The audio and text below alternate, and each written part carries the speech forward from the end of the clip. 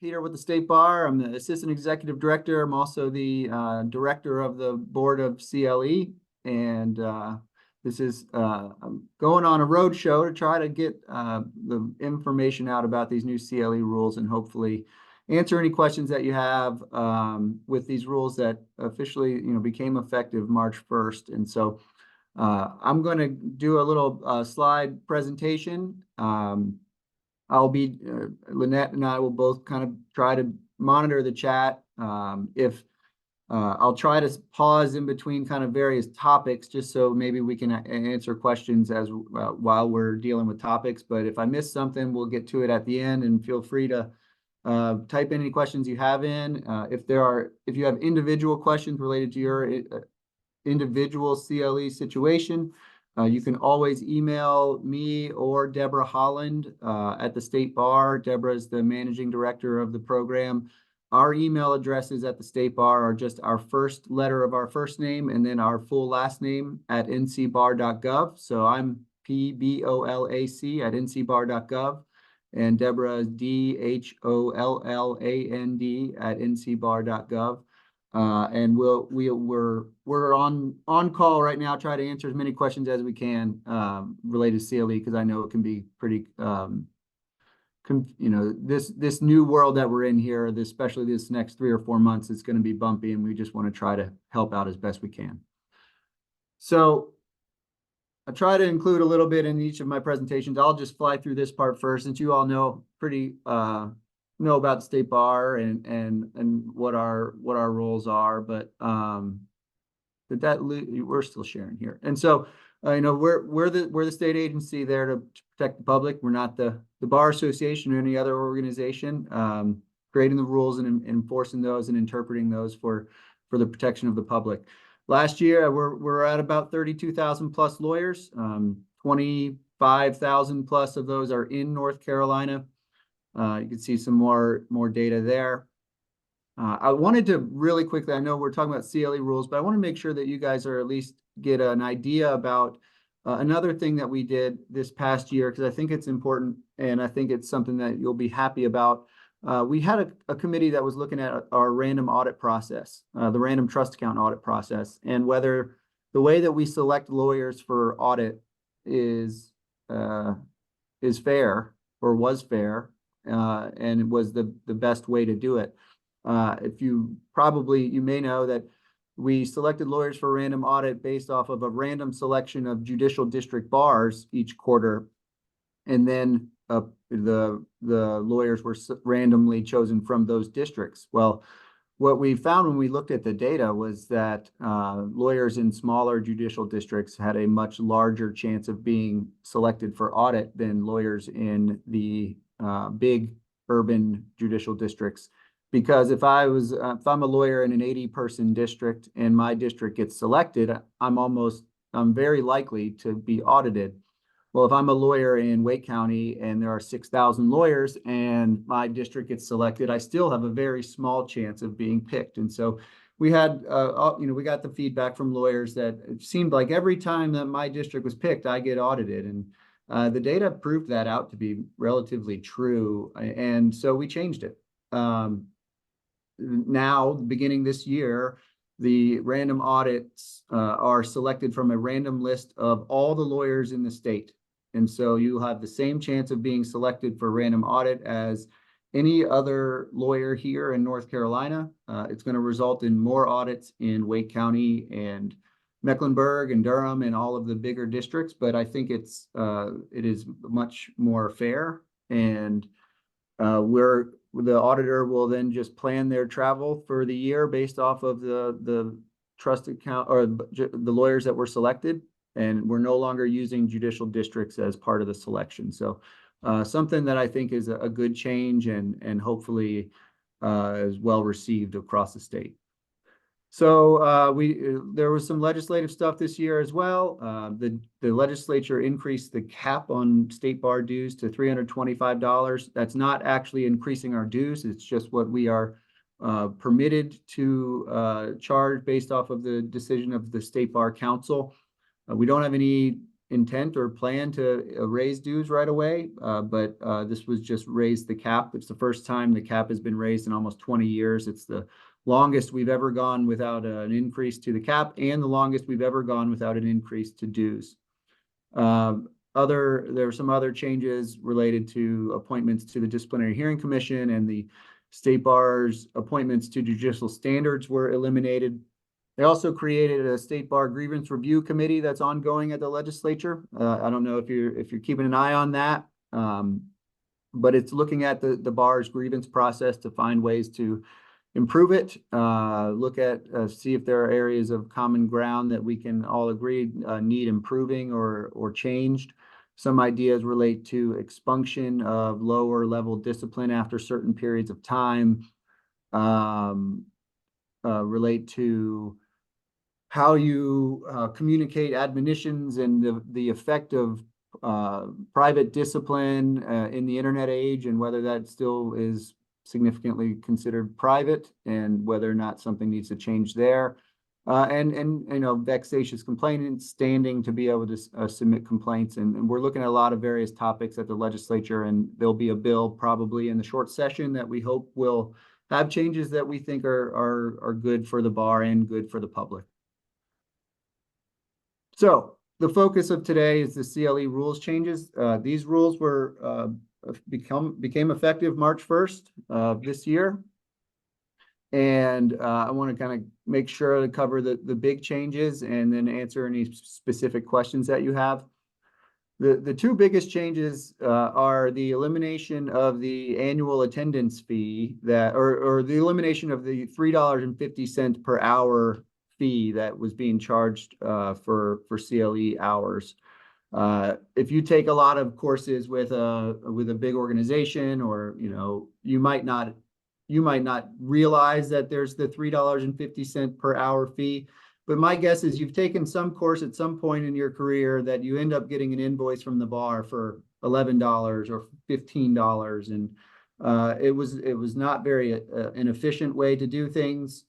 Playing bill collector after the fact and having sponsors have to send in calculated amounts after presentations. So we eliminated that in exchange for an annual $25 attendance fee that's paid by lawyers who are not exempt from CLE, and a course application fee that's going to be paid by sponsors when they submit courses for approval. Prior to this, we've never had any fee for sponsors to submit courses for approval, and that could lead to a sponsor, especially an out-of-state sponsor, submitting thousands of courses for approval, and which most of them will never even have a North Carolina lawyer take the course, but we had to go through the time and cost of time to review and approve all of those courses. And so the collecting the money on the front end creates a lot more efficiencies. I'll point out that none of these changes are related to trying to increase revenue at all. We want this to be revenue neutral. If we find in the next year or two that we're collecting too much money, then we'll have to go back and look at the fees and try to find ways to reduce it. There's not a desire to increase revenue with any of these changes. The biggest change probably for the practicing lawyer is the elimination, or is move to a two-year reporting period.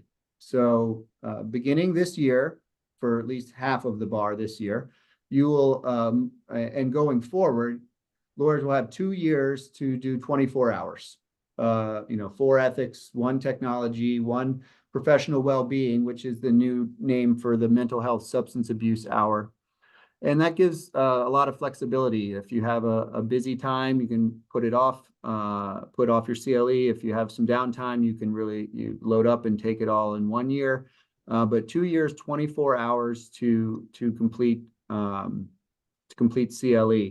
There is an exception for 2024, which I'll go into a little bit of detail on further slides. But in order to create the stagger for having half of the bar coming due every year, we have to have a one-time 1-year stagger for half of the bar. And I'll talk about that details here in a second. The annual report that you were required to file by the end of this past February is the last annual report that you'll have to do.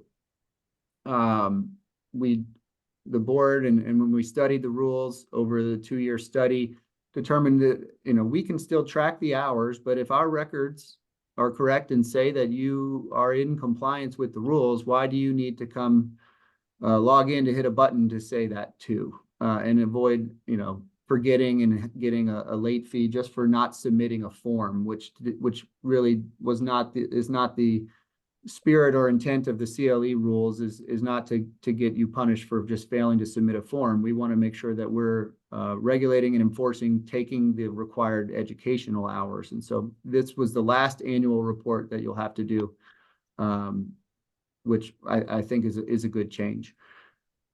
When we proposed these changes, there were 2 things that we initially proposed that we that ended up different in the final set. The first was our initial proposal was to have a 3-year reporting period where lawyers had to take 36 hours over a 3-year period. And we got a lot of negative comment from lawyers saying, well, that means I'm going to have to take 36 hours in the last month of February at the end of my reporting period. And we said, well, you wouldn't have to. That's a choice you're making. But so that ended up back at 2 years. And then the other one was the initial proposal was eliminating carryover credit, thinking that we should just reset every 2 years and you don't carry over from one reporting period to the next. And that was the number one comment that we got in the negative. Lawyers wanted to keep their carryover and they feel strongly about their carryover credit. And so carryover credit is back, and we're going to have 12 hours of credit that you can carry over from one reporting period to the next. The only difference between that and now is, or the only difference between that and the old rules is that you'll be able to carry over credit as total hours. So that will help you hit your 24-hour requirement, but it will not carry over as an ethics hour or a technology training hour. The board felt strongly that lawyers should have to take those courses every reporting period.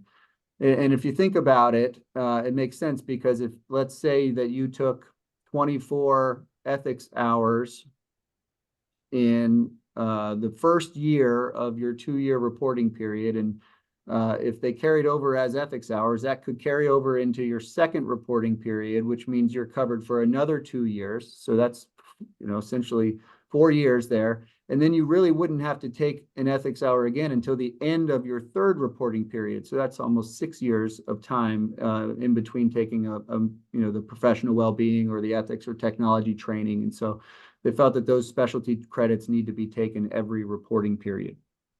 As it relates to carryover credit from 2023 to 2024, we have the board has instructed us to whatever we do, let's do it in a way that is the best for the lawyer. And that's our plan. We're going to carry over credit as the type of credit that you earned into 2024. We're going to, for anybody who took courses in January or February of 2024, even though we're, still treating that as the 2023 CLE year now, we are going to work to find a way to carry that over, even if you already had 12 hours that you'd taken in calendar year 2023 and you took more hours in January and February of 2024, we're going to try to get all of that carried over. So this year you might be able to carry over more than 12 hours into this first reporting period. We're working hard on this. It's the programming and getting everything up off the ground is going to be bumpy over the next month or two. And so we're trying to treat every situation with grace and patience and hope and asking essentially for that in return. With just know that we're going to get it all worked out. Your portal, your member portal right now is not going to show you your 2024 requirements correctly at the moment. but it will be soon. And so if you're all set on CLE for a little while, just take a break from logging in and checking, and we'll be getting information out on when all of that is up and running. As I said, the CLE year begins March 1st because we've moved to just a straight 12-month CLE year with no grace period. So going forward, the CLE year will be March 1st through the end of February of the next year. We talked about and discussed whether we should go to a calendar year, just straight calendar year, but ending the CLE year in December brings up a lot of challenges related to holidays and vacations and trying to get CLE in at the last minute when you're trying to deal with all of that. And most of us are used to February being the deadline for CLE. I think there's probably a fair number of lawyers who didn't realize that there was like a grace period at all, and that just February was the end of the CLE time. And so we kept it that way. We are, in exchange for a lot of these efficiencies and flexibility and improvements, we're also streamlining the enforcement side. So lawyers who fail to complete their hours by the end of February will no longer get both a notice to show cause and a suspension order that could stretch things out all the way into the end of the year. The notice to show cause and the suspension order are going to be combined. And so you'll get that, and you'll have 45 days to respond either with cause why you shouldn't be suspended or satisfy any deficit that you have. And if not, then that suspension will go into effect. And so it's going to streamline that enforcement. So we're not going, 8 months after, 9 months after non-compliance before any kind of suspension would take place. In the annual report this year, you were able to claim your exemptions for both 2023, looking back, and 2024. Going forward, you will be able to claim a CLE exemption during your dues process. That's where the annual attendance fee is also going to be assessed. So you will only have to log in and deal with the bar, send a check or do any kind of payment once a year.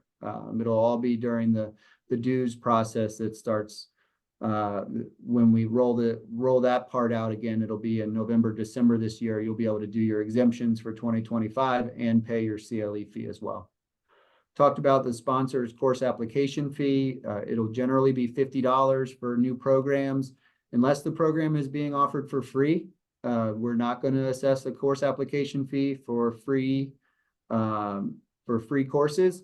And we are in the final testing and design development stage of our sponsor portal. So sponsors, if you sponsor CLE, you'll be able to do, you'll have to do all of these course applications and attendance reporting through the CLE sponsor portal that I am confident will be up and running this month, hopefully, sooner than later, where it's very close. And so that will be nice to get rid of the paper and the emailing of all the different things that we have to do right now.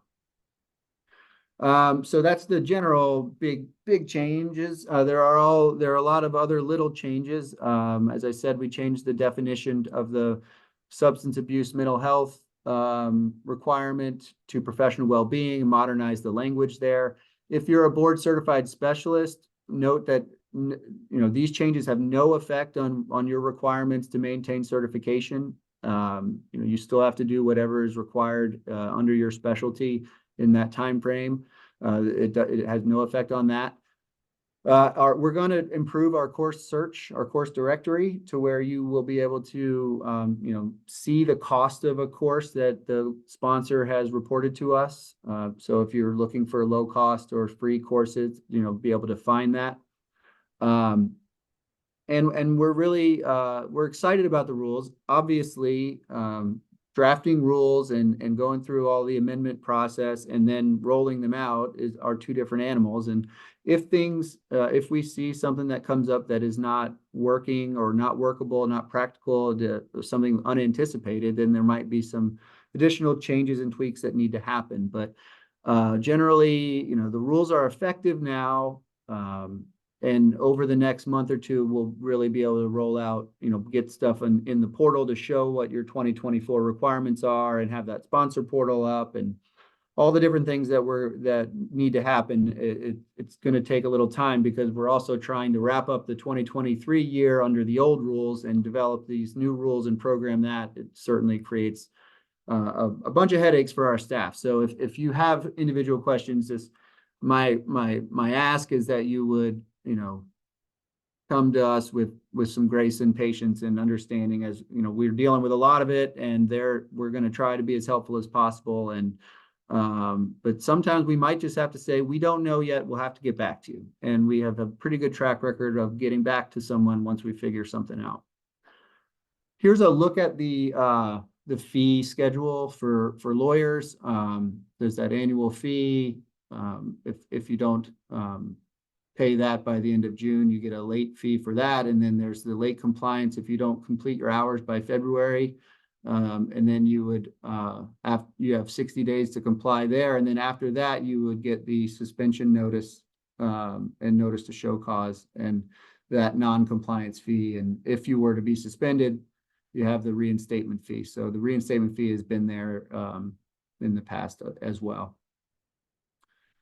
So for 2024, as I said, we had to create a stagger to where there's still half the bar coming due every year. We didn't want to have a situation where the whole bar takes a year off of CLE. So we did it by year of admittance. So if you were admitted to the bar in 2015, 1997, 95, an odd year, then you have a one-time, 1 year, 12-hour requirement for 2024. So you have to do 12 hours, 2 ethics, 1 professional well-being, 1 technology training, and you'll get those carryover credits. This slide says they will only count as total hours. I think the board has instructed us for this transition to actually let you carry over them as specialty hours.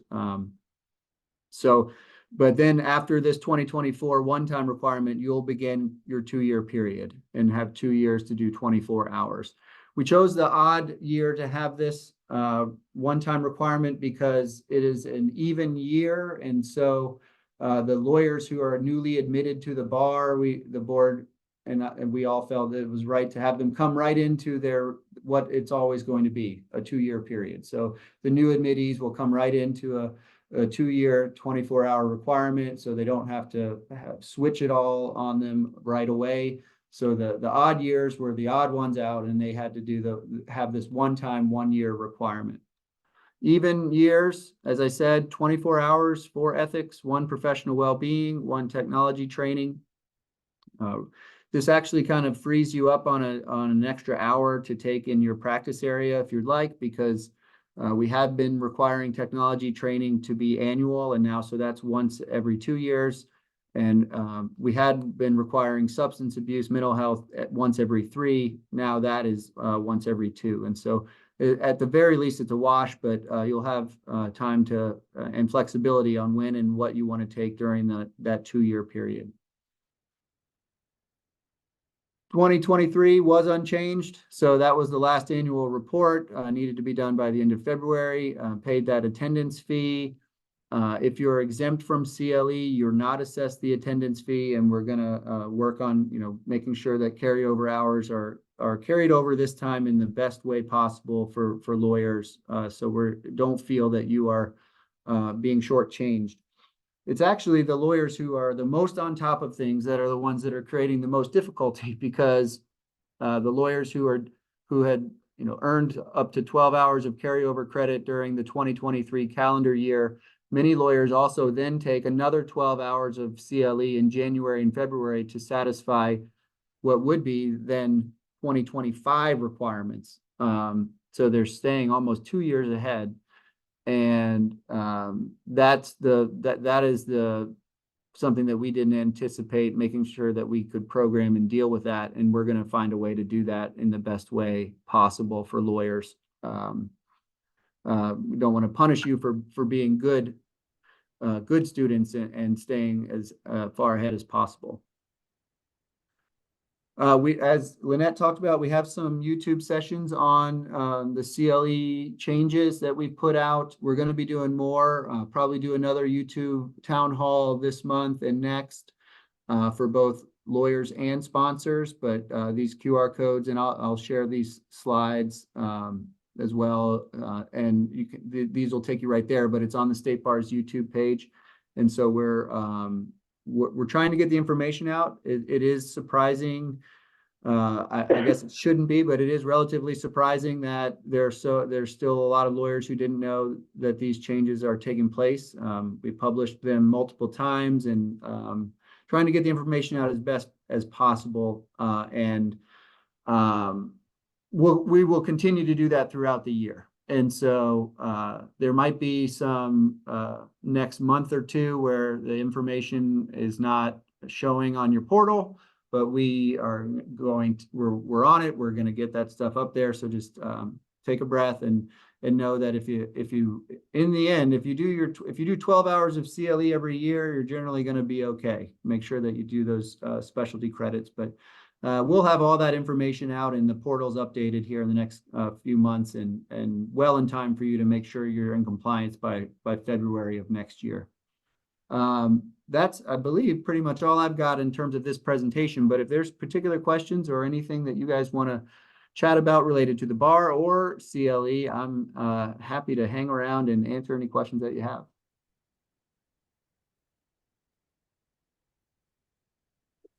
Feel free to put a question in the chat or just pop on. We don't have that many people, so it should be easy to pop on or unmute yourself, and Peter will answer questions.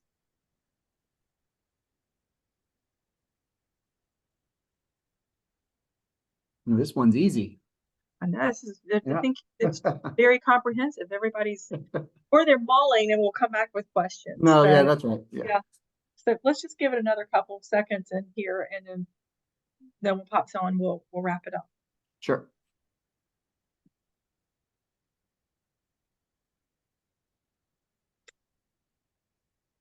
Last call. All right. Well, thank you. You know where to find us. And if you have individual questions or if something pops into your head later, please reach out to us and we'll do our best to answer. And you never know, you might end up asking a novel question that leads us to have to come up with some new decisions. And so I think that's going to happen throughout the year where things come up that we just we're gonna have to react to and be flexible. And if everyone can do that, then we'll all get through this transitionary period, unscathed. All right, Peter, thank you so much for taking time to do this. We know you're pulled in 100 directions, and thank you everyone for participating. And, again, if you have questions after, contact Peter or shoot them over to me and I'll forward. But direct is probably your best bet. Have a great rest of your day. Thank you. Thanks, everyone. Thank you, Peter.